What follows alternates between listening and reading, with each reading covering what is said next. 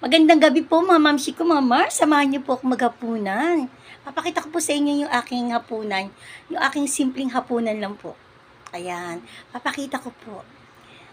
Matutuwa po kayo o maiinis kayo sa kinakain ko? Ito po ang aking simpleng hapunan. French fries lang po. Tapos, spaghetti hinati ko kasi diet. Tapos gumawa ko ng mayonnaise na may ketchup, na mayroong asukal, na may konti paminta. Ayan. Tapos tubig lang, hindi ako nagbukas ng soft drinks. Kasi kaka-soft drinks ko lang kahapon ng